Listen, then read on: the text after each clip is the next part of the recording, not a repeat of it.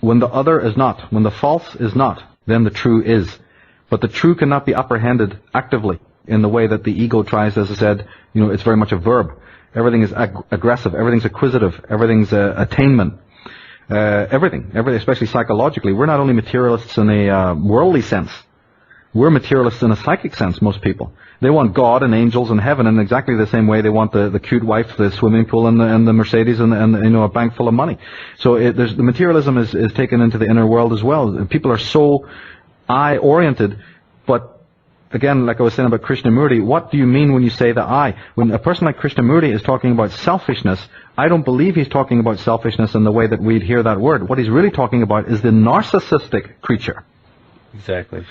Right? Which is a very different creature than an egocentric person that, say, Ayn Rand was talking about. So the narcissistic creature, oh yes, we definitely have that. We definitely have that. But that's a broken person. That's a person who inwardly hates themselves, who's in deep inner lack, trauma, and is basically, in a very cut-up state inside, and whose inner nature is of great self-loathing and self-hatred, and therefore, of course, their relationships to other people is essentially the same. It's necrotic, and it's sadomasochistic, although most people around a narcissistic person may not see that for a while. It takes about half a year or 9 months or so until, a very consummate narcissist's behavior, a trained person like me can see it very quickly, but if you're not aware of these people, it would take about 9 months before their behavior start to look, pathological to you, because before their masks start to come down. But let's leave that aside for now.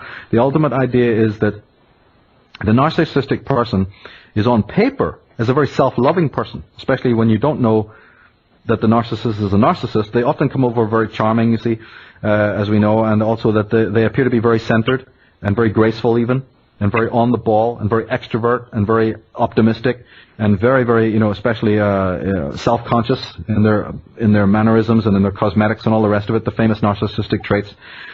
But you see, that's overlaid upon the very opposite.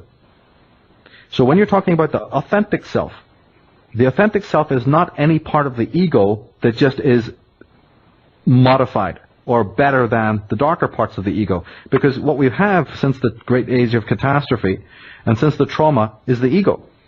And the ego is this sort of simulacra. It's like a sampled self. It's a hardened area, just like a spastic muscle, that we have forgotten or we have taken for the center of the self. This can happen. It's just like, for instance, you could take a mirage for a real city. Like they say, a person who's never seen a mansion might take a hut in a Calcutta, as a great mansion if they haven't seen the real thing. So, unfortunately, that's where we're in. We're all paupers hiding in a slum when the great city of the self, has been completely abandoned and forgotten. And the ego has a million ways of keeping us in that trap.